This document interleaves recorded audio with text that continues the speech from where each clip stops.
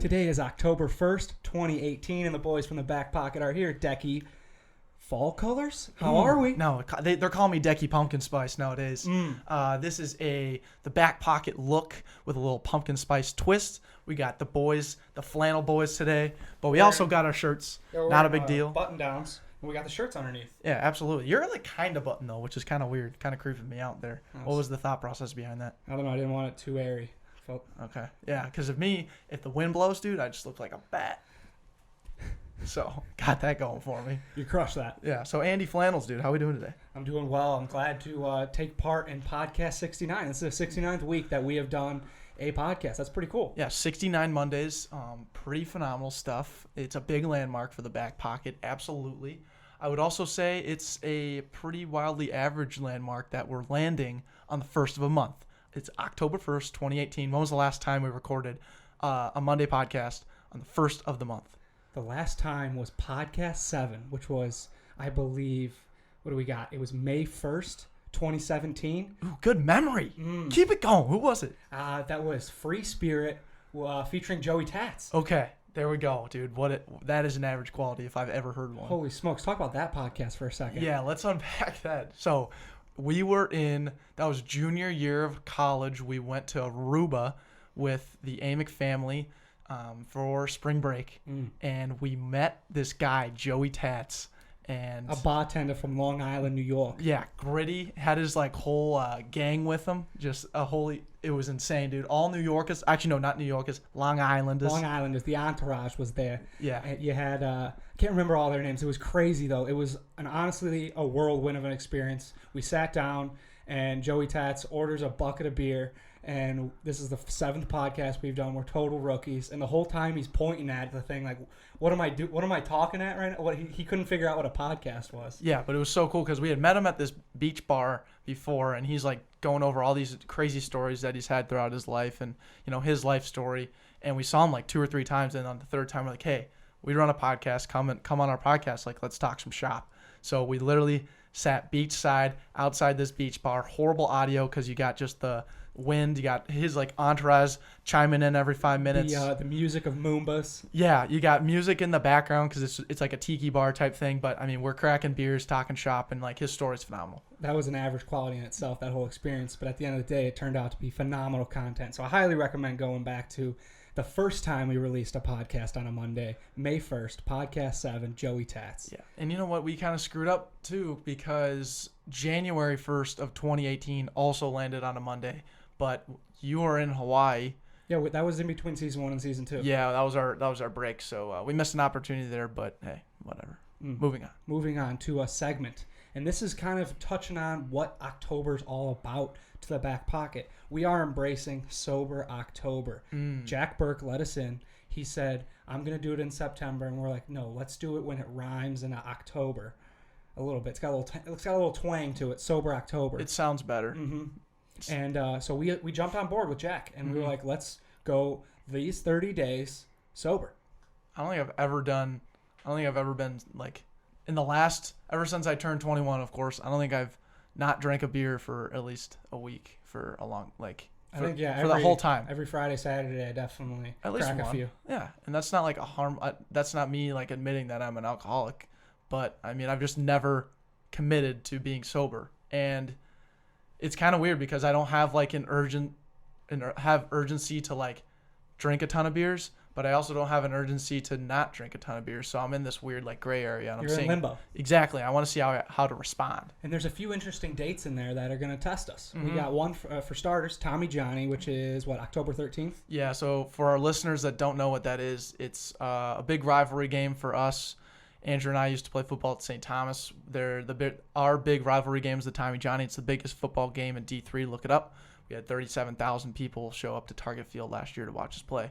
Super cool. This year. What's our game plan? Oh, my God. So, yeah, we've never been able to show up to a game because we're always on the sidelines. We never experienced as a fan Tommy Johnny because we're not from Minnesota. So the first Tommy Johnny we experienced was freshman year, and then the 3 after that, which we were all a part of. So as a fan, we had never experienced the hoopla that goes along with it. Until now. And we're going to do it sober. Yeah, and we got to do it because it falls in October, of course. Great. Our luck. Great, but let's attack it. And here's where I'm thinking. Hear me out on this, Andrew. We should get like 2 24-packs of LaCroix and just like Stone Cold Steven Austin, like 40 of them. Rumpelstiltskin, a couple of them. Just make ourselves look like fools, hammering LaCroix all day. Maybe fill up a couple red Solo cups with water. Hot takes. And then so another thing we're doing in October is I'm going to do a little side project. I'm taking this on, a little head on. It's going to be a documentary. I'm just going to record 1 minute every single day. One of the roommates or someone participating Sober October with us, going to do a 1 minute interview on that day, how they're feeling. I love it. I think that's going to capture the moment. And it's not saying like this is an extreme event, like this is going to be the hardest thing we've ever done. No. It's going to test us at times just because what else are you going to do on the weekends? You know, like it's what you're sitting watching football. We're grinding on some podcast content, and we usually crack a few beers. Now we're going to just crush LaCroix. Yeah, now we can't. I've really only had 1 LaCroix in my life. Holy smokes, I've probably had 300. Yeah, how many LaCroix do you drink a night already? And you're not sober October right now. 300 I lowballed myself big time because I drink probably 3 to 5 LaCroix when I get back from work a day. Oh my gosh. How much sugar is in those? None. Oh, I don't know. No sugar. No sugar, Declan. There's just not at all. That's just what I heard.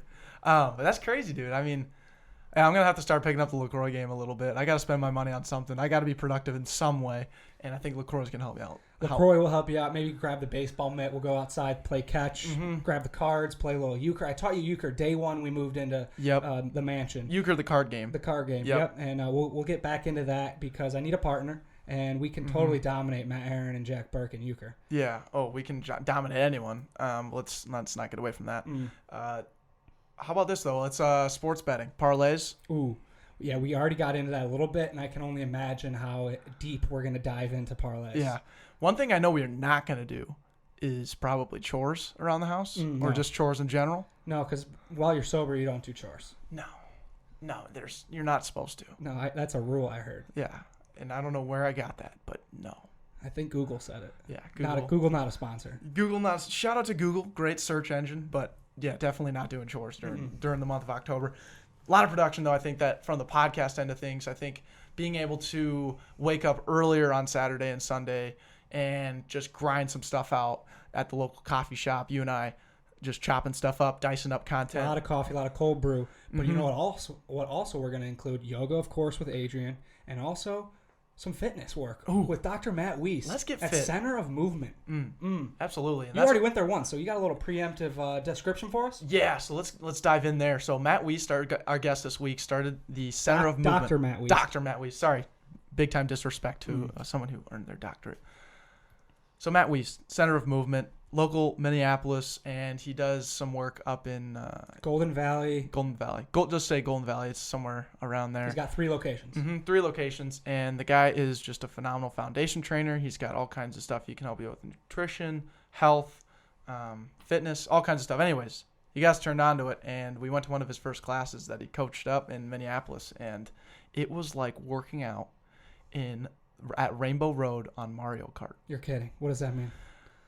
So you enter in this place, and it's this bigger room. It's got pads on the ground. You got stations everywhere, like rowing machines, kettlebells, and they just got music blasting, like boom, boom, boom, boom, low lights, and just flashing lights. Is it like strobe lights? Yeah, and then here comes Matt Wiest. And to give you a little description, Matt Wiest is 6'5", roughly, and he's a strong human. Yeah. Oh, he's built. He's built. And so he comes in, dude, just this big dude. Kind of see a silhouette. You can't really make out, but he's got like this. He's got this microphone, and he's just like kind of like Tony Robbins a little bit. Yeah, and you go, all right, hitters, let's go. No, he doesn't say that, but he introduces himself. A line, dude. Let's go. Get in your spot. Something like that. Not actually like that. He seems like speaking to him for an hour, he doesn't have that voice. Does he change his kind of attitude a little bit? Because he seemed pretty soft spoken when he was with us. Yeah, no, he gets fired up. Okay. For sure. Right on. And anyway, so you have like your spot that you're supposed to. You have a locker with a number, and then that number correlates to where you're supposed to stand in the place. And man, it was crazy. Just a good workout. Yeah. So 45 minutes. So in October, we're definitely going to attend a few more of those Mm-hmm. to truly get the experience of Dr. Matt Wiest, because we sat down with an hour. We sat down with him for an hour, and it was awesome. Mm-hmm. Speaking to a person that we have had no prior interaction with than when he walked in that door. We had only talked to him on Instagram. That's how we got in contact with him. Grow locally. Dr. Matt Wiest is that connection that will grow us to the next level. Absolutely. Let's get after this interview, dude. It's all about collaboration. It's all about health, chiropractic. It's unbelievable. Enjoy. Welcome, Dr. Matt Wiest, to the Backpocket podcast. How you doing today, Matt? I'm good. Excited to be here. Up in the dungeon up here. I like it. We like to call this place the Washing Den. Nice. Yep, and this is our second one, so 2.0. Yeah. All right. It's a wild time up here. We have AC now. So previously, in our first revision of our washing den, we didn't have any sort of airflow, and we would just, like, in this time of the year, we'd be sweating. We'd probably do shirts off. Oh yeah, I think I've seen some of those. Yeah. So we've upgraded now, but you've come at the right point. So Matt, thank you for coming, and we like to start off these interviews kind of getting a familiarity with you in a humble sense. So this question is your average quality. What would be your average quality? And we like to frame it in something that you do well sometimes, and other times you struggle with it. And at the end of the day, this is your average quality. Yeah, that's a good question. I think that my average quality is that I have a sense of organized chaos in my life. So it's something that I'm really trying to work on, because everything makes sense to me, but as you're trying to build with anything, it also has to make sense in systems. So from the outside looking in, it's very chaotic, everything that I'm doing, but I got a good grasp on it, and I'm trying to figure out how to not be so chaotic but still organized in my own brain. So Okay, so how do you prioritize then? Because you got a lot going on in your life. People can obviously see that, but then how do you conquer each individual task, prioritize, understand what to hit first, that kind of stuff? Yeah, so priorities for me, I mean, family is a big priority for me. And then as far as business goes, I think the number one priority for me is just opportunities to teach or to educate or to meet people where they're at. I feel like a lot of good things come out of that, and that's kind of like the trickle down. So if I can have opportunities to impact somebody, no matter what it is, that's my first priority in my realm anyway. I like that a lot. Providing value goes a long way in giving that person an opportunity. But for all of our marketing interns out there that don't know Dr. Matt Wiest, can you provide a little bit of a background of who you are and why we decided to reach out to you today? Yeah, so I'm a doctor of chiropractic. I've been in practice now for about 3 years. I worked at a clinic out of school for about a year and a half or 2 years, and then decided in March of 2017 to kind of spread my wings and see if I could fly or not. Awesome. And so I kind of took the plunge. We were expecting our second kiddo at the time, so traditionally not the best time to start a business, but I don't think there ever is a good time. So I just kind of decided that it was time to go. And from there I opened up my practice, which is called the Center of Movement. We're in Golden Valley in 2 different locations there, and then one in Edina. Sweet. Yeah. That's wild. So how did you develop your passion for wanting to be a chiropractic doctor? Yeah, so I think it really started, I knew that I wanted to be in healthcare, and I knew that I wanted to help people. And I played sports my whole life, and I was involved in hockey and rugby. I thought I wanted to be a dentist at one point, and I shadowed a few dentists, and none of them liked their jobs. Actually, 3 out of the 5 told me, don't be a dentist. So that was not a good sign. Could have been a bad day, but 3 out of 5 in the profession telling you not to do what they're doing is not a good sign. Yeah, you got to take that note and run with it. Yeah, and like I said, it could have just been my sign that wasn't the right calling for me. But then just to shorten the story a little bit, on the flip side, I had a trainer at the time who was in chiropractic school, and he was just pumped about everything fitness, health and wellness, movement. And it got me excited, and I was like, oh, this guy's really excited about what he's doing. I had not really much experience with chiropractic at that time. So then I went and shadowed a bunch of different chiropractors, and I discovered that there is a very wide spectrum of what our scope of practice is, but the common theme is there's a lot of fire and passion in chiropractic. And I think that the cool thing about chiropractic is a lot of it is small business too. Like, it's not necessarily as big in the hospital setting. So because of that, I mean, you better be passionate about it. Yeah, because otherwise you're not helping anybody. Absolutely. So. That's so cool. And that's good to know, because I realized it, but really didn't put that together. Usually the chiropractic studios, what would you call them? Clinic. Yeah. Okay. Usually they're just like Dr. So-and-so. Right. Clinic. It's never, you don't, that big name. So I guess you can go to like the hospital. Alina, yeah. Like that. But there's so many small family-owned chiropractic clinics. That's really cool. Why is that, by the way? Like, why isn't chiropractic more in general healthcare? I think that, for one, there's definitely a time where it was not very readily accepted by, especially the Western, like our culture. And to be honest, we're very much so in 2018, we're very much a fix the symptom type of culture, especially in the West, like in North America. So I think that, I love pharmaceuticals. I think that they're very necessary. I'm not a Western medicine hater, but I do think that our culture kind of breeds that abuse to that system. And I think there's just, it's so much more readily accepted to just go in, you have symptoms XYZ, here's the medication for that, good to go. And not so much like, all right, well, let's sit down and figure out what's going on, because to be honest, a lot of people don't think they have time or want to have time to figure out what's going on. They just want to feel better. So trying to break that mold a little bit, but no, you're definitely seeing more of a trend of people wanting to figure out those type of things, like you've mentioned.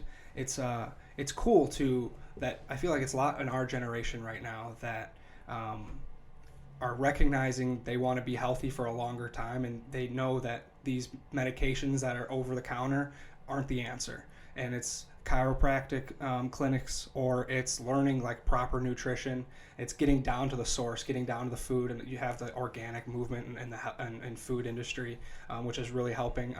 Allegedly, I'm not too familiar with how organic food works, but I think, we don't even have to get into specifics about like diets and stuff, because that's really not what we're all about. But from our experience of getting on like these health and fitness gurus, I guess is what we call them, it's very simple. Like we had another guest on before, and he was like, the first thing I start with my clients is just have them drink water before they go to bed and in the morning. Yeah. And then once they conquer that, they gain confidence to do the next thing. But it's these small tasks that add up over time that help you become healthier and for a longer period of time. For sure, yeah. Have you guys read the book, The Slight Edge? I have not. You got to check out The Slight Edge. Okay. What's that all about? It's basically what you just said, actually. Right on. It's small, consistent changes over time will yield the most results. And in health, but also in relationships, in finance, in business, anything, it's super easy to make a very good decision, but it's also just as easy, if not easier, to just not make that good decision, because it's so easy. So you start to trend both ways. You kind of have this split at one point where everything starts to yield either to the good or to the bad. One of the examples I think he uses in the book, now I can't remember if it's Jeff Olson, I think is the author of the book. Okay. But anyways, one of the examples he uses is you could be an obese person that eats a salad every single day for 5 weeks, and you could maybe lose 1 or 2 pounds. But if you ate a salad every single day for 2 years or 5 years or 10 years, you would see massive changes in your health. And then the opposite, you could be somebody who doesn't gain a pound of weight or doesn't have any health issues, eat a cheeseburger one time a day or once a day for like 6 weeks and not gain a pound. But if you did that for 5 years, you'd be in trouble. So that's a great point. Yeah. So that's funny you mention that, because right now I'm in the situation, and I think Declan could say the same, as we get away with a lot of the food we eat. Like last night for dinner, I had a Jack's Pizza. Yeah. I walked down to the Super America down the street, and I grabbed 2 Jack's Pizza, because one for tomorrow night and one for tonight, because I did not get a chance to go to the grocery store. But that's so true. I will be able to get away with this for only so long, and then all of a sudden I'll notice it, but I should have noticed it a while ago. For sure. What are some of those things that you kind of help your clients with, whether it's stretching or whether it's doing things on their own or in eating properly? What are some of those recommendations you have for your clients? Yeah, so very similar to, I didn't get a chance to listen, I don't know if you've even published it at this point, but the guest you were talking about, I didn't get a chance to listen to him. Kian Laji, he's more specifically like a diet, but it's for everyone. He calls himself a habit changer. Yeah, I kind of appreciate that. He's located in Florida. But a family friend, or Jordan Roberts' friend, connected us with Keenan, and Cool. he really kind of inspired us to talk to more people in that situation. Yeah, so it's very similar. It's basically just, small changes over time. So when I was in chiropractic school, the way our curriculum was set up was in trimesters. So we had 3 a year, and I had a professor in my first year tell us, like, it doesn't have to be necessarily nutrition related or mindfulness related, but just pick 3 things that you want to improve on for the next 4 months, and that's it. It could be as small as eat 1 vegetable a day, or it could be get more than 5 hours of sleep a day, because that's an area that you're struggling in. And basically, if you do that for 4 months, something that's almost mindless, that you just show up and do it, it's again easy to do, easy not to do, but if you're at least thinking about it and getting it done, after 4 months, he gave you permission to just abandon those changes if you wanted to, and then pick 4 or 3 new ones. But what we noticed is that those changes just became so easy to do. They're just like part of who you were. So then by the end, you keep on doing this every 4 months or a couple times a year, you're going to accumulate a lot of really good changes that hopefully will just keep compounding. So, and we're making it sound really simple right now, but there's probably someone out there that's like, man, I've gone to a chiropractor like once, he fixed me up, got me all lined up, and then I was good and I didn't have to do it again. What do you say to someone, like, how do you retain clients? How do you, in the area of chiropractic, it's very easy to be recurring, but also not to be recurring. So how do you maintain that kind of lifestyle? Yeah, for sure. So my business name, The Center, is actually an acronym for Chiropractic Education, Nutrition, Therapeutic Exercise, and Recovery. So those are kind of the services that I offer, but at the same time, I think the biggest piece is the education, and I have to add value every single time that person comes in, and I'm also not going to dictate what's valuable to them. So if I get them to feel better for the reason that they came in, I set up a treatment plan because I still am the professional. I have to give them, my professional opinion. This is what the treatment plan looks like. At that point, I want to give them the option of like, hey, look, this is the reason you came here. We figured out, we're good to go. You have the option now to, this is your unofficial discharge date, or we could continue care, and maybe you've always struggled with a pull-up, or maybe you've got a couple extra pounds that you're trying to lose, or you feel like you can't do a certain activity anymore because you're scared it's going to hurt your back. The education piece becomes so important because that's what people that I want to see want. So there's I want to help as many people as I can, but to be honest, I really want to help the people that want to help themselves, because that's my target audience, I guess, or my ideal patient is somebody who understands the value of like, hey, I want to be empowered to fix myself. I don't want to rely on you to fix me every time I'm hurting. So if I can find people like that are, see the value in that empowerment, that's the biggest thing and you end up attracting those people, like the person that wants to get cracked every other day. I'm not going to do that for them, and they're not going to see me anymore because I won't do that for them. It's not the right fit. There are places out there plenty of places that maybe would do that for them, but it's just about finding that I guess prospective patient. So the center. The center. Absolutely. Finding the center. Yeah, and it's mutual. It is. Adding value is mutual. And that's what I tell patients all the time. I'm like, you hired me, you can fire me too. Like, don't feel like you got to be here. If you're not getting what you need, or if we're not a good match, we shouldn't, it's not, I want to help you, but it's not always the right fit, and that's okay. Especially with the hands-on healthcare, it's so much more an art than it's so much more an art than just like a clear cut like XYZ equals ABC.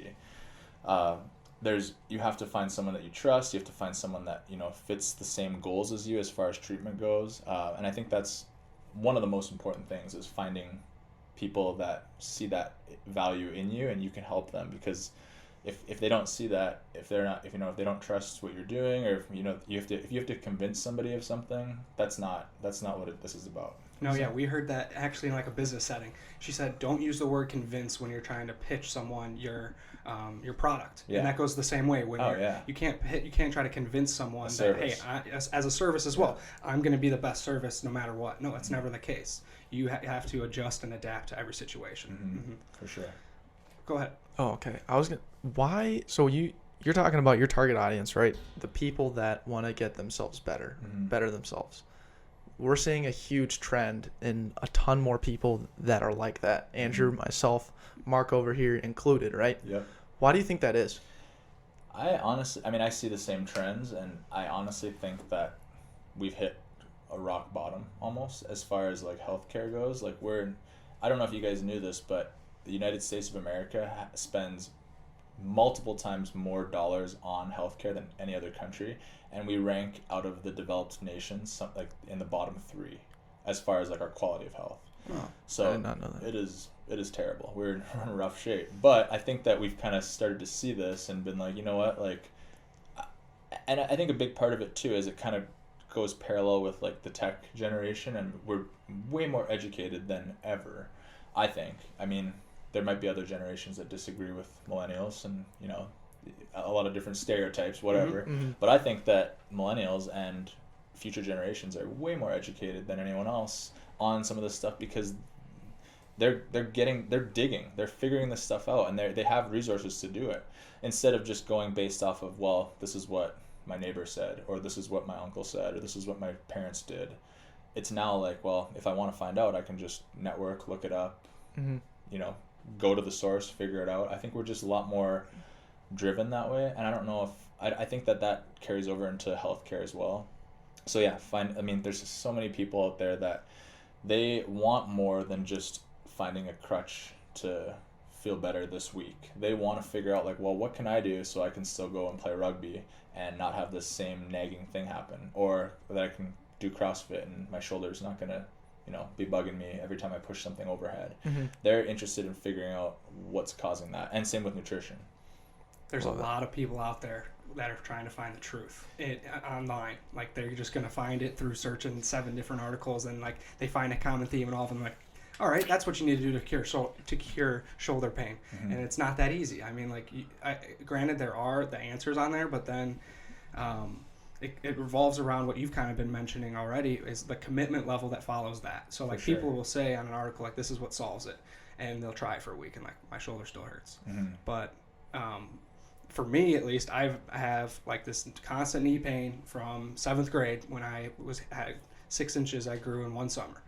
So then I had I had Osgood-Schlatter's, and my knee was inflamed. I hate that one. That's always a mouthful. It's a mouthful, right? And when I'm 12 years old at the time, I'm telling like my cross country coach, sorry, I can't run today. I have Osgood-Schlatter's.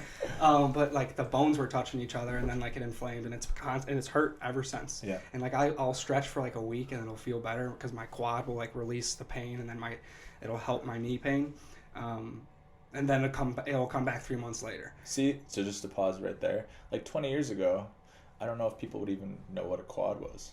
To be honest, I mean, that's a little exaggerated, but you know what I mean? Like, or Osgood-Schlatter's. Definitely not Osgood-Schlatter's. But I just feel like you obviously looked into it, and there's probably even been videos specific to that that claim to help that. So the flip side of our tech revolution that we're on is there's also a lot of terrible information out there. And not that, I think that they're good intentions for the most part, but I think that what people kind of, like I was saying about the art of hands-on therapy or hands-on healthcare, is that you have to find that right match, and every single body is different than the next body.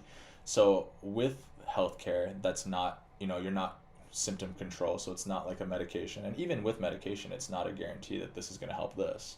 But with hands-on healthcare, I mean, there's no guarantee. It depends on the person's body. So that's why it's kind of like that adjust and react. Like, if I find something that's not adding up, then I've got to go a different direction with it. And that happens daily, which is part of the reason I love my job, is it's not that cookie cutter day-to-day clock in, clock out. Every single day is a different. And I'll have 2 patients come in that present the exact same, and they react completely different to treatments, and that's just reality. That's no day is the same. No day is the same. So you mentioned you're like, I love my job, which is great to hear from 2 guys who love podcasting. And you know, we want this to be something that we can wake up at 5 a.m. and go to every day. Like, I think that would be our dream. Yeah. And I want to know, you're sitting, how old were you when you started Center of Movement? 28. Okay, so you're 28. You have 1 kid. You have 1 more on the way. Mm-hmm. And you have already mentally decided, like, okay, now's the time. I want to start this thing and go. Mm-hmm. That's crazy. Like, what's that all like? I want to kind of dive in and unpack what was going on in your mind at that time. It's kind of, I wish I had like a different answer, but it really wasn't that scary for me. And I'm not trying to sound like cocky or something, but I just knew so deeply that this is what I was supposed to do, that it was like, there was no other, like, that was it. I was doing it. And that was, I mean, I think we talked a little bit about like confidence. And I think that the best way that you can build confidence is if you can just be completely authentic with what you're doing. I was in a situation that was not necessarily better or worse than what I'm doing now. It just was not my greatest fit, and I wasn't being authentic. I was telling people stuff that I was confident in, but at the same time I just was like, I could do this differently, and I wish I could. There's different ways that I could go about this. Mm-hmm. And I think that the best advice that I can give anybody starting any business is just be as completely authentic as you can, because no one's going to stop you. I mean, they can't. If you're just being you and you're just being the best, and no one else can be better at that than you. So that's the beauty of going back into chiropractic, is like, we have, the downside is it's a little confusing for people, because I think people think like, well, I'll go to the chiropractor and I'll get this service done. I'll get my back cracked or whatever people think. I don't know. But I think the crazy thing is there's over 300 different techniques in our profession. So when somebody tells me they've been to a chiropractor, it basically means nothing, because I can almost guarantee they have not had the same experience as they did the second time they went or the third time they went. It's just, there's so much, our scope of practice is so large, and there's so many different techniques, which is confusing for the general public a little bit. But on the flip side, it gives us that creativity to truly just like be ourselves and help people in the best way that we know how. There is some cloudiness with that, because you can take advantage of that with different marketing groups, or trying to turn healthcare into primarily a business instead of healthcare, which that's a whole nother topic. But Well, I think there's just a lot of people trying to attack this healthcare through a million different ways. We had a guy on by the name of Shad Ireland back in April, I want to say, maybe prior to that. Inspirational story. And it ended up like he was just trying to attack healthcare to help people get better. And I think that's really the gist of it at this point, is like, how can these professionals help you get better in whatever type of situation you're in? And there's a million ways to attack it. How do you stay away from like the strict like business side of it? How do you deliver that authenticity? I mean, my filter is always, the first thing I look at when I'm like attacking any situation is like, is this something that I would actually like to do, or is this just like a good business decision? Sure. And so I've made some bad decisions for sure, because I just do what I like to do, and sometimes that's not the best business decision. But I feel like, after all the dust settles, it's paid me well. That's my filter. Just, is this something that I enjoy? Is this something that I like to do? And does it speak to my brand? And if it does, then I'm doing it for sure. Consistently speaking to your brand. That's great to mention, because I want to touch on that. So you created a small business. While you're going through that process, did you find yourself using a lot of stuff you learned from the past and from your previous experiences, or was it reaching out to other chiropractic clinics? Kind of walk me through that line of actually getting your business up and running. Yeah, so it was, I think at the time, maybe there was a little bit of animosity towards my current situation, and I didn't realize how much I was actually using from that situation. So I if you would have asked me 2 months into my practice, I would have been like, oh, I learned nothing there. I'm doing things completely different, and whatever. That was not even a stepping stone. This is just my first chapter. No, most of what I learned was from that situation for sure. Just being able to be flexible with some of the things that I maybe, didn't find as valuable to fit my authenticity, and try to like go in a different direction with it. But the concepts were all from there. I mean, the group that I worked with is phenomenal business guys. They're smart. I'm friends with them. And it's been great to, be able to pick their brains still, even though we have a mutual respect. We do things quite a bit differently. And that's also is really important to note, like when your first job, because a lot of our listeners are 18 to 25 year olds, either in college or recent graduates. Some are entrepreneurs, and their first thing they'll probably fail at. I mean, that's just the reality. And you can look at that and be like, oh wow, like I really failed, and what am I going to do now? Mm-hmm. And that's kind of maybe how you felt to start with that that previous experience. But then you quickly realize, like, I learned a lot. Whether I'm going to do this or not, that doesn't matter. But what I did, I helped myself guide me to the next situation of saying, I did it this way, now I want to do it this way. So sure. it definitely, like you said, you realize that it took you into your next experience. Exactly. One of my mentors kind of describes situations like that as just life tuition. Like you have to pay your dues to learn. If you're not gonna, no one just, I shouldn't say nobody, very few just fall into situations. Mm-hmm. You have to carve your path, and part of that is paying that tuition. You have to learn. So That's awesome. Yeah. One thing that you really preach, and I've noticed, is collaboration. Yes. You love it. And we're all about collaboration out here at the Backpocket. How are you collaborating right now? Yeah, so because you're trying to grow locally, right? I mean, this is your home state. This is my home. Yeah, this is where it's happening. So, yeah, I would say we briefly brought up. I actually have a podcast as well that's kind of on a hiatus right now. Should we plug it still? Yeah. Should we plug it so that we force you to get back on the horse? Yeah. Maybe. All right. So it's Caffeination and Inspiration is what it's called. Yo. Yeah. Nice title, dude. And you put this on hiatus? I did. Terrible decision. Bro. So the concept of that podcast was, have you guys heard of I don't know if it's a blog or it's a journal or a paper, but it was called 52 Cups of Coffee. And it was a business student, I can't remember, somewhere out east, and she did a project where she documented every week she would go and meet for coffee with a complete stranger. I love this already. Yeah. So I loved it too. Mm-hmm. I was like, this is awesome. So I loved that, and I was like, well, I don't want to steal her idea because that was really cool. So I got to figure out how I can make this my own, life tuition, right? Mm-hmm. So I took that and I created this podcast, which at the time I was just like, well, the podcast part will just be the vehicle to meet these people, because no one's going to want to be like, hey, I'm this guy, like, you want to go for coffee, if I don't have a reason why they'd want to meet for coffee with me. Mm-hmm. Exactly. So I started this podcast, and basically I took two inspiring, just badass people in my life that I thought were, doing awesome things in their lane, not necessarily health. I mean, it ended up being they both were in fitness or health and wellness mm-hmm. and entrepreneurs.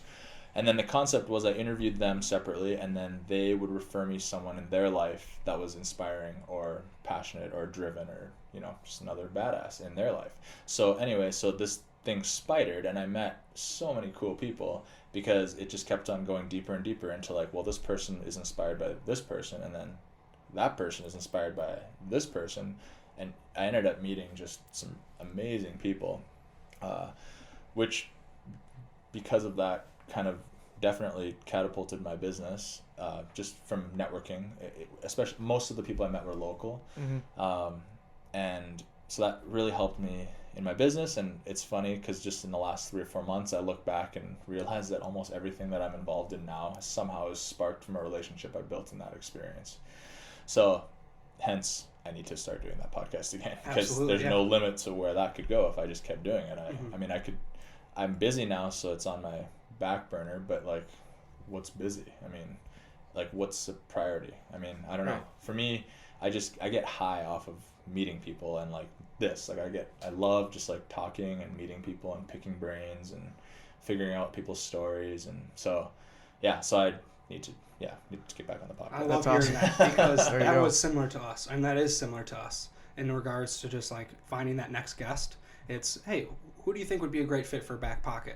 And the next person will say, these people could fit, and then we reach out to them, and then 2 or 3 respond, and 1 commits. Yep. And then the same thing happens the next time. It's so cool, like, to people just continue the train moving with recommendations, and that's kind of how we do it as well. And we've never met. Yeah. We've only communicated on Instagram. Yeah. We don't have each other's numbers, emails. Like, Yep. talk about professionalism. Like, this is 2018. Yep. Like, communication, just communicating on Instagram. DM. That's what we did. Well, what's nuts is like, so stationary astronaut Nick Yeah. McLaughlin. So he, we just had him on the podcast recently.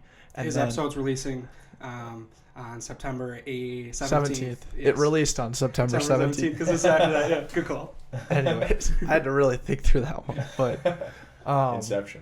anyways, like it was as simple as I saw he followed you. Our sponsor, MB Outdoors, they follow you. Oh yeah. Austin Cool. Doomer, yeah, Yeah. Bryce, all those guys, they're a sponsor of our podcast. And your logo, I'm from Colorado. It looks like the no way. Colorado logo. That's so Which, funny. by the way, get some T-shirts coming. We Yeah. can get some promo, little Nice. giveaway action, There you go. cross promotion, Yep. collaboration. Collaborate. But anyways, like it was those three things where I was like, all right, this guy's doing something right because my two favorite people are following this guy. He's a local dude. Let's get him on. And like literally a couple DMs later, you're here. It's Yeah, crazy. That's awesome. Yeah, it's all about that. I mean, networking and just like the collaboration thing. I mean, I Mhm. think is huge because it's just about expanding.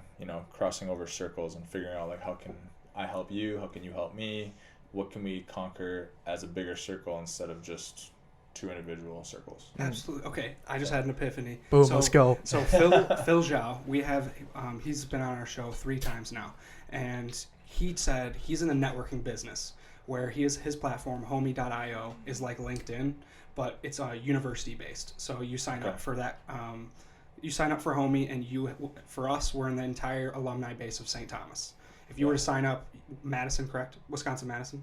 Superior. Superior. Yeah. Okay. Yeah. And you'd be in that alumni pool.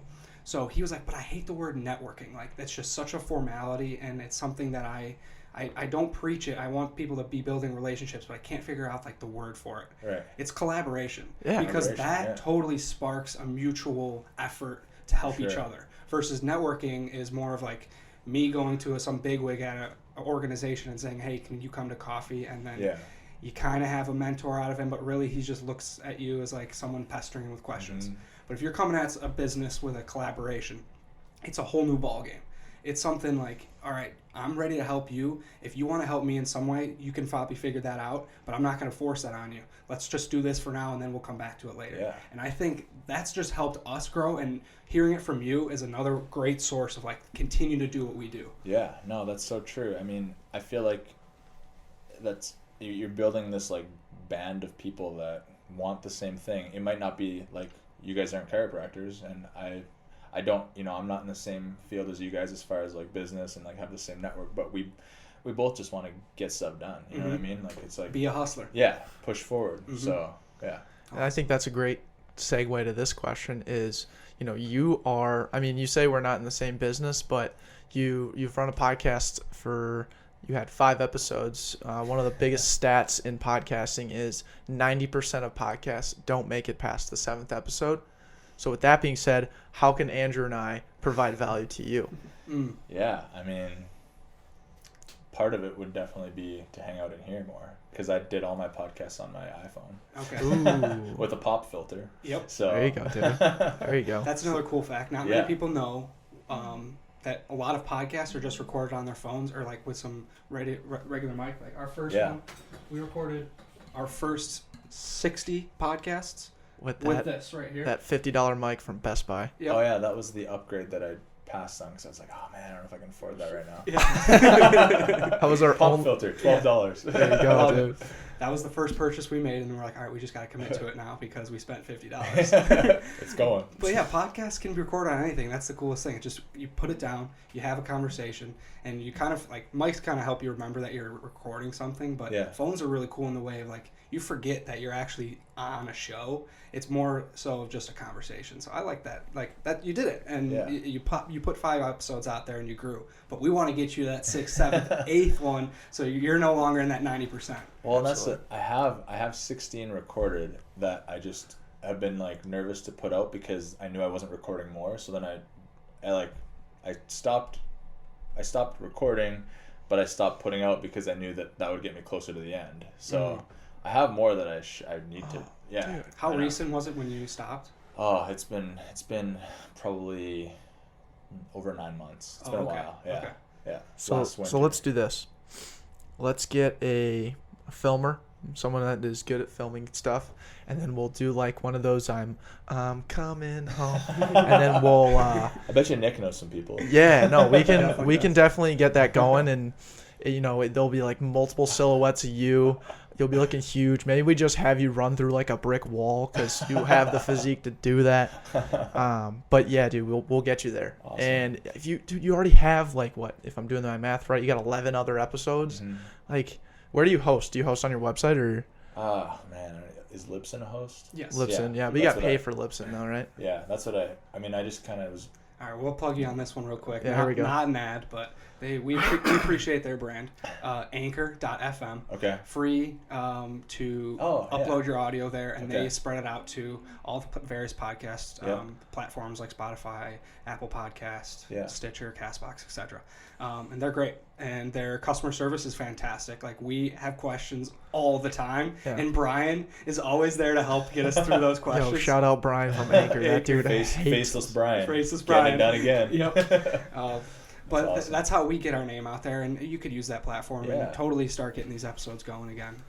What's cool, but like, your story is more phenomenal to me now that I'm realizing it. Is, dude, you only put out 5 episodes, and you're still to this day 9 months later saying like, yeah, that podcast, like me starting a podcast has funded a lot of my business, and it wasn't because like 1 million people downloaded your podcast and you made money off that monetization. It was just, it forced you to network, and it forced you to start really growing your business. And I think that's really the undervalued part in the power of podcasting. Yeah, for sure. I mean, I'm from Alberta, Canada, so we moved here and we didn't know anybody. Mm-hmm. So when I started working at my first place, everybody I knew in the Twin Cities was from that clinic, and great connections through that, but I knew I needed to break away from that and find my people, and I didn't know what to do, so I just was like, well, I want to meet like the people that are right in my lane, of the people, the ones that are going to be, interested in the same things as me and connected to the same kinds of people that I want to be connected to. And that was the only idea I had. So, dang, that's so awesome. Kind of a side note, but this was a question I wanted to ask, was the marketing tactics that you use to promote your brand. What do you find most effective here, growing locally, to kind of push your name to that next level? Yeah, I would say, I mean, again, it comes back to just doing stuff that you like. Like I have had some success with social media and some success with, the traditional, in our lane anyways, traditional, like going out to a trade show or going out to this health putting fair. Up a tent. Yeah, putting up a tent, going to a race, whatever, like doing that kind of thing. I've had some success with that. But honestly, the most success I've had is just not even meeting people. It's like that slow trickle of like, okay, well, I'm going to this gym 2 days a week. I'm going to this gym 3 days a week. I go to this coffee shop every Tuesday. I'm just like present in the places that I like to be present at. And the more and more I can like embed myself in communities of people that I think would be interested in what I'm doing, it's like an organic growth. And then I don't have to, it doesn't feel like marketing then, it's just like I'm getting to know these people. They know what I do. If they need me, which everybody needs somebody, I think. Everyone needs to take care of their bodies. Not necessarily for me, but they at least know what I do, and if they want to, take advantage of my services, then they know somebody. So incorporating marketing into the daily life is the coolest thing. Like, it's not something that you're forcing on anyone. Right. It just comes up, whether you're just talking to someone, like you're saying, in a coffee shop, or you're at the gym and someone, hey, you seem to know what you're doing over there. What do you do for a profession? Something like that. This guy gets it. Yeah. But the power of word of mouth is the coolest thing. Like recommendations you can get from a client of yours, or just going out there and talking to someone. Granted, you said you didn't have too much success with putting up a tent, and that's kind of a forced situation for conversation, because they didn't come here for your tent. Right. They came here for something else, and your tent just so happened to be there. Yeah. But it's so cool to have a conversation with someone, and then all of a sudden they text you back saying like, hey, listen to your podcast, or hey, I want to come and meet you and work with you. Mm-hmm. So going out and being active in your market and growing locally, if that's what you're trying to do,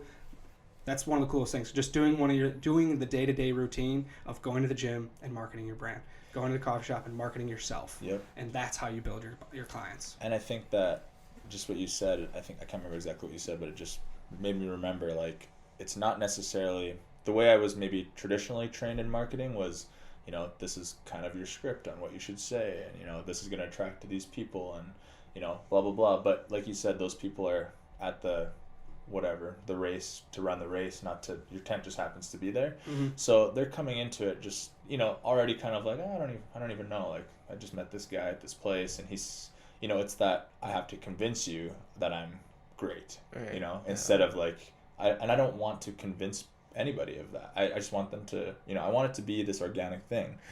So I've met some amazing people at those types of events, but I just feel a lot better about just letting it happen. Mm-hmm. And I have this, like, I just made it up right now, but like rule of like 4 types of exposure. Like, it's not necessarily going to be like, oh, I met this guy at the coffee shop on Tuesday and he thinks I'm cool, so he's going to come see me at the clinic. But maybe I'm wearing like my brand and he's like, oh, I think I follow you on Instagram. And then it's like, oh yeah, and then it looks like my cousin saw you or whatever, you know. It's like, then there's this like cultural, I guess, acceptance or whatever you want to call it in as a part of that.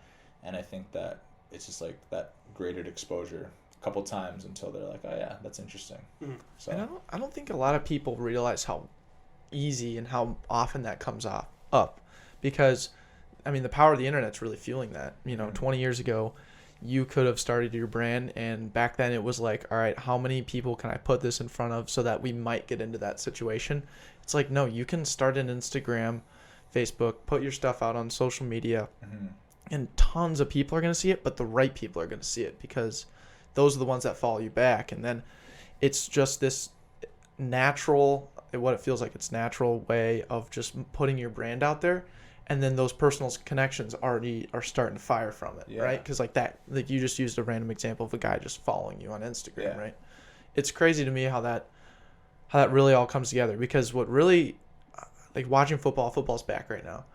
I hate commercials, dude. Yeah. And Andrew and I will sit there and we'll watch so many commercials because all we do is watch football on Saturday and Sunday.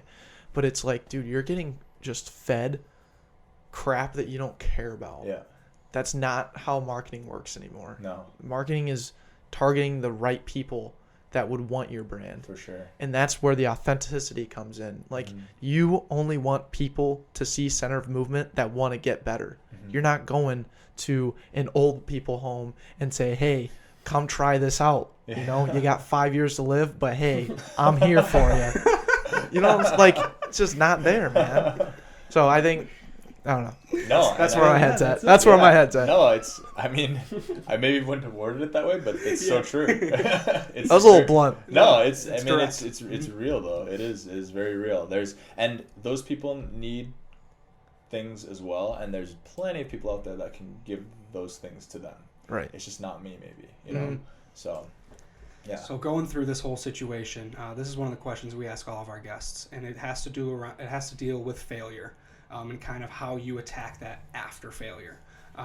What would be in your back pocket, your attribute, your habit that you respond to when failure is presented?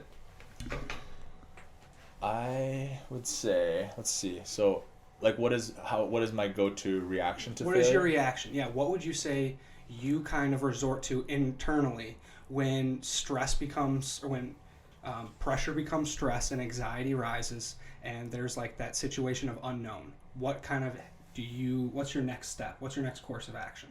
I would say that I just really try to like step back from the situation and just try to clear my head, because I've made some really dumb decisions under stress and like reactive. And that's, especially with what I'm doing, is I'm trying to teach people not to be so reactive with their health. So, you know, mental health is health as well. So if I'm not living that, and I'm, you know, being reactive to whatever stresses are in my life, whether it's business or relationships or anything, and I'm not perfect, but I really try hard not to do that, is because it just usually ends up getting you into a deeper hole.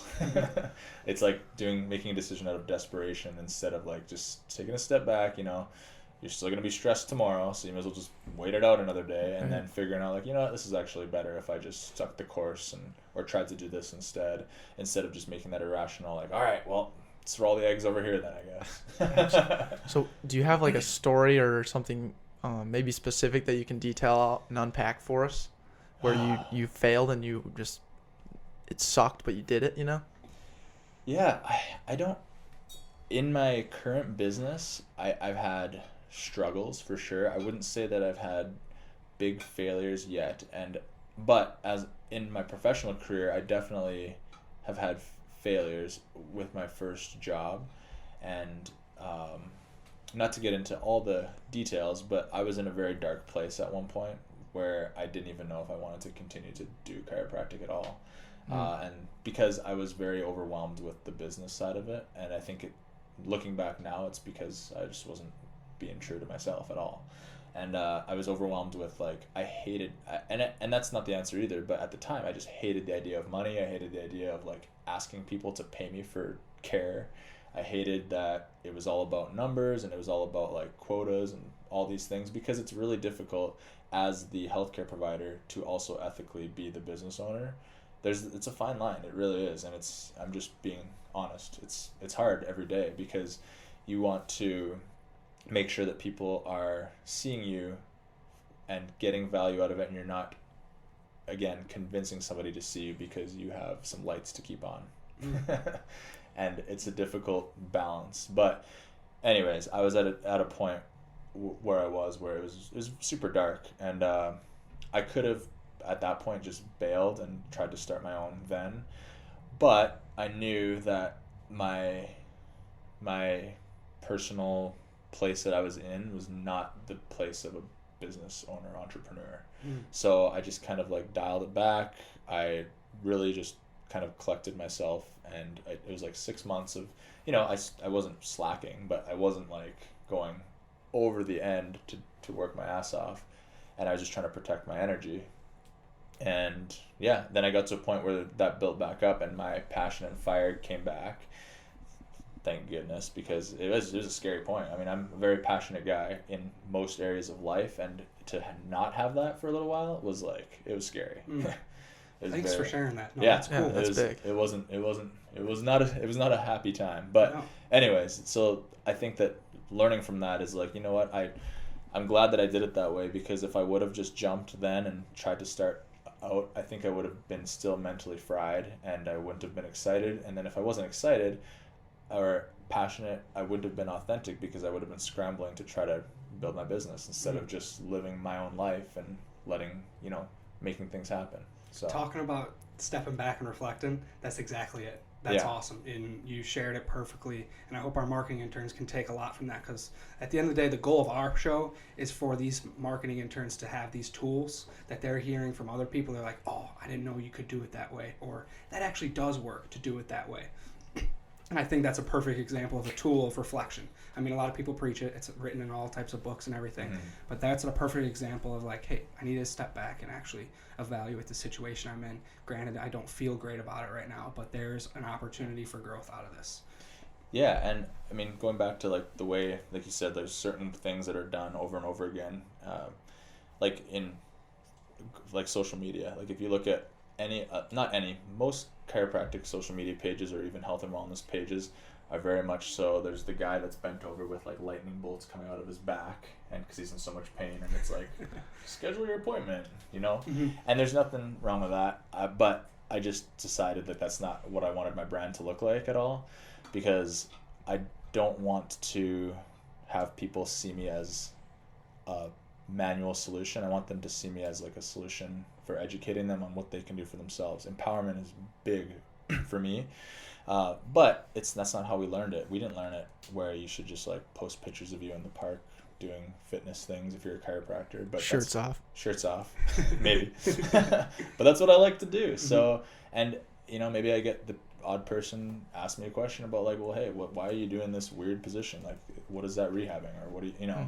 And then I know that person is super invested because they're interested. They want to know how they can apply that to their life, or they just want to make fun of me. I don't know. Either way, it's fine. Absolutely. Either way, it's authentic. Yeah, either way, I'm just doing what I'm doing. Right. No, yeah, you're living your life, man. I think that's instead of phenomenal. convincing somebody that I'm the best clinic in the 6 mile radius of, especially, I mean, this is true to a lot of areas, but in the Twin Cities, I mean, there's a school here, a chiropractic school, so, and it's a very saturated market, and you can look at that as a good thing or a bad thing, but I don't think it's either. It's just, you still have to do the same thing. You still have to just put the same work in. It doesn't really matter who else is around. So It's just the reality. yeah, exactly. just reality. Yep. So with it being more or less saturated, but just there's a lot of it out there. How do you stay on the leading edge? How do you not convince people that you're better, but just what your brand, marketing your brand? How would someone come across you and be like, oh, these guys are way different than that guy? I think that just shifting my focus away from like trying to appeal to everybody and anybody, and just more so, I don't even want to say niche, because I don't think I have there's not like I only work with athletes. It's not like that, but it's more just like trying to appeal to the person, like I said, that's just wanting to find their own solutions. And healthcare is a really, I could talk about this for a long time, but we're in a weird place. Like, for instance, I know that there's a lot of insurance companies now that we talk about our generation being educated. There's a lot of insurance companies now that are losing kind of, I guess, their privilege to treating, because we're just overbilling for so many things. Not just our profession, but the medical Western profession, everything in healthcare, we're overbilling like crazy. And I was just listening to a guy that was talking about how, like, for instance, a lot of these big companies now are just privately seeking people that are getting fast results, because they're like, well, this guy can get my people better in 3 visits, and that guy has seen my guy for 42 weeks once a week, and we dumped a ton of money over there. And I think that some of that stuff is going to change a lot. So I think, I don't even know how I got on this tangent, but Well, yeah, let's unpack that for a sec. When you say like overbilling, Andrew and I are 22, just getting into the billing game, Yeah. receiving bills. How does what do you mean by that? So overbilling in the sense that there's a lot of things that maybe aren't completely necessary that get done, and whether it's intentional or not, it's just, there's a lot of things that don't necessarily have to happen to yield the same results, I guess I should say. Okay. I don't think a lot of this is like people are trying to launder money or like that Right, kind of- right. It's like, but I do think that it's, there's a lot of things that happen that don't necessarily need to happen, and some of it is just like, well, that's what we always did.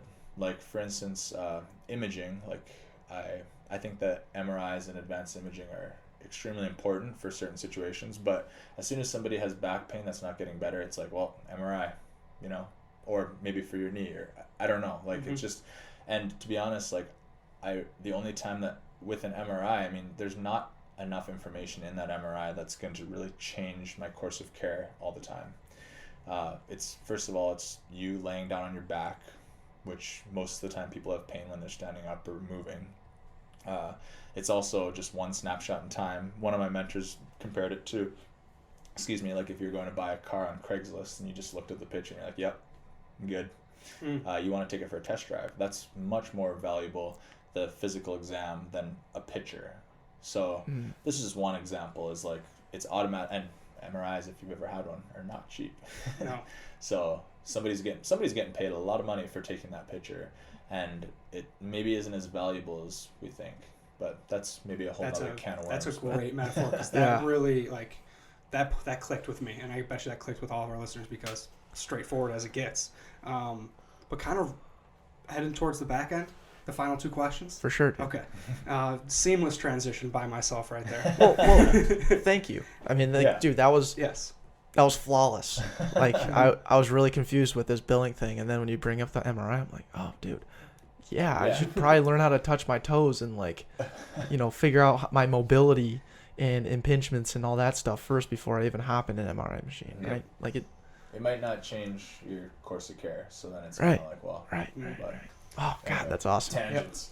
We got to have you on again to just talk about this, because this is Yeah. nuts. But 2 final questions. The first one puts the ball in your court. It's a question we ask you, in response for a question. So do you have any questions for us that you have felt necessary since we've talked for 53 minutes at this point? Oh, wow, 53.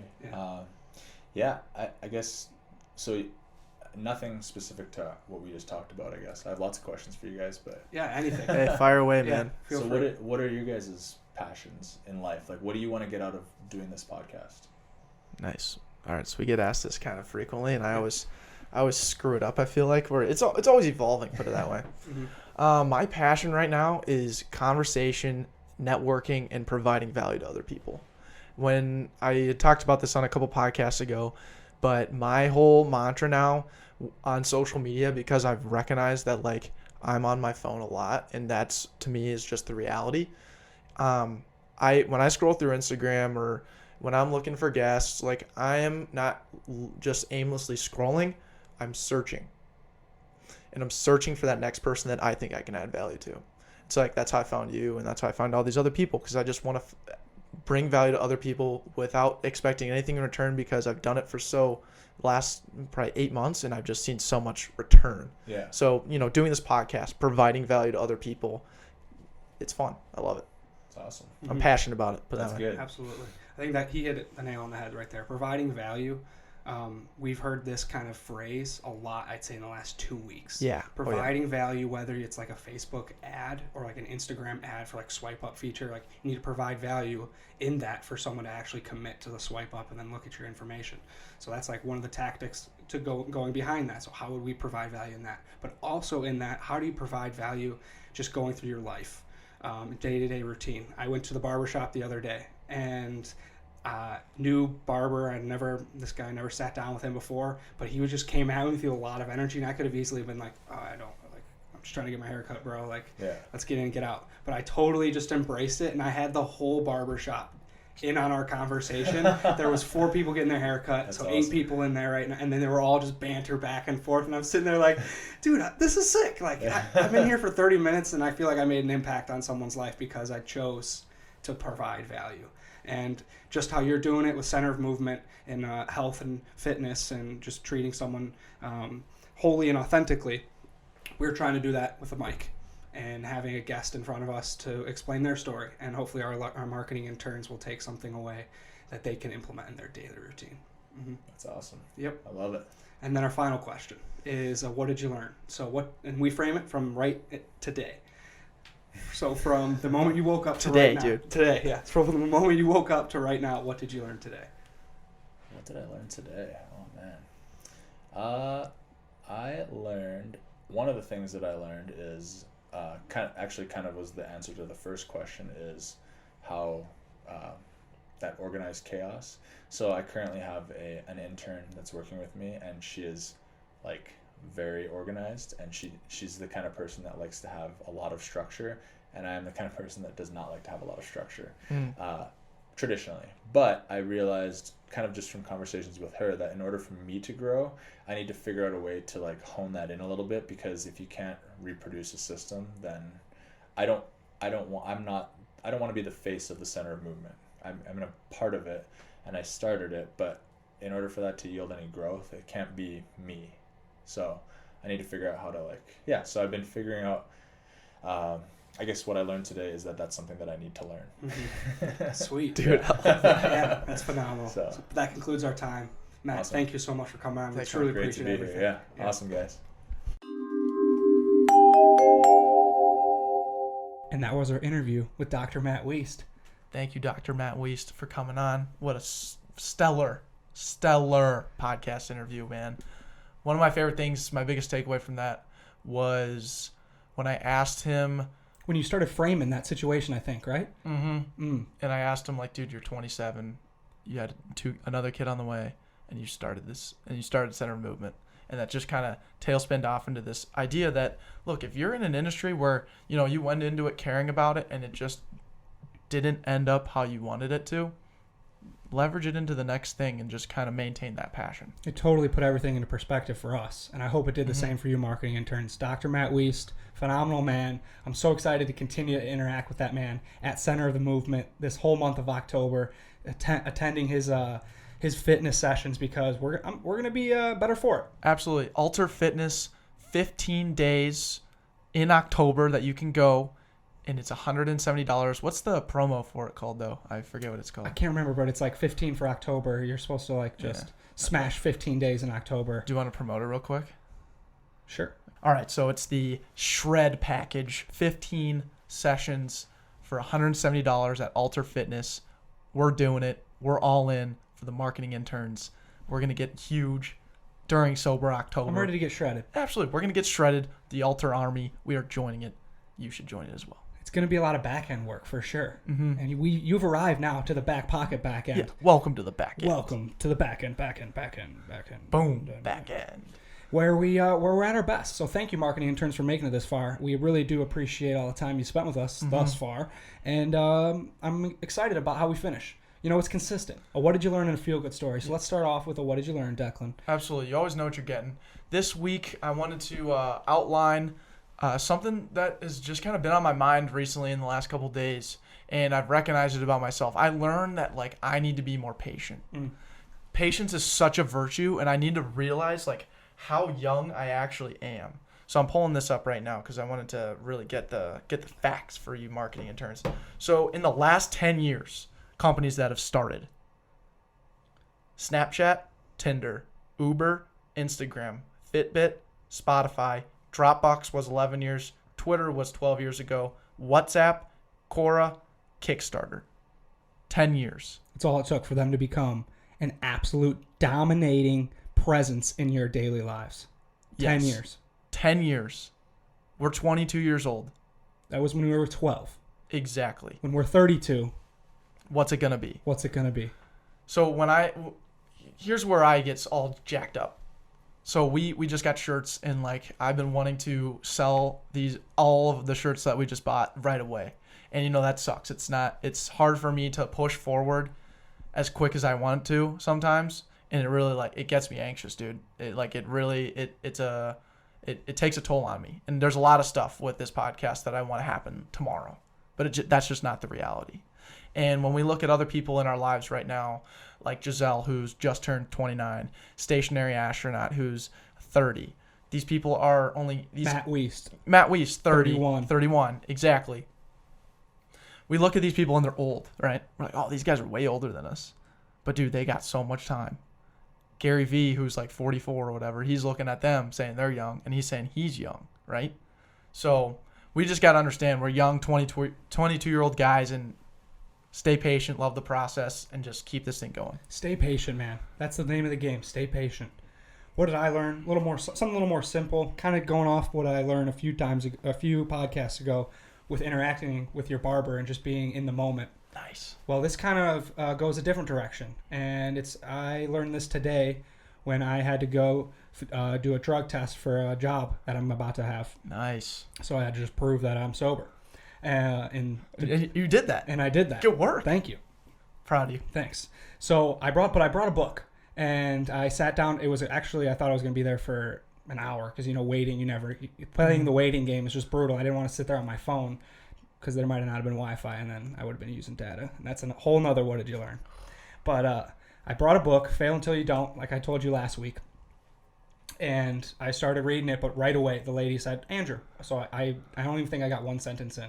And I brought the book in because I didn't want to leave it out there. And she immediately said, oh, what book were you reading? And we spent 20 minutes talking about the book before I even had to fill out the paperwork and whatnot, because all she wanted to do, I was the first customer she had that day. Yeah. And all she wanted to do was engage. And I totally just bought the bait, and I engaged right back with her and had a sweet conversation talking about Bobby Bones. So she had read the book already? She had not. I was just telling her all about it and why I started reading it, and she was telling me some of the books that she started reading, and it was just a sweet conversation. So that got me thinking, what other times can you bring a book? When you're getting your oil changed, bring your book. When you're going to the dentist, bring your book. And if you don't even read it, that's fine. But it will spark a conversation, I bet. Someone will see that book and be like, oh, why'd you start picking up that book? And maybe it's a person sitting next to you also waiting for the dentist. And, it's just a cool little thing that people have a little more awareness in their lives, and it can help create a relationship that you might not have experienced. I love that. Also, books are so valuable and are so full of information.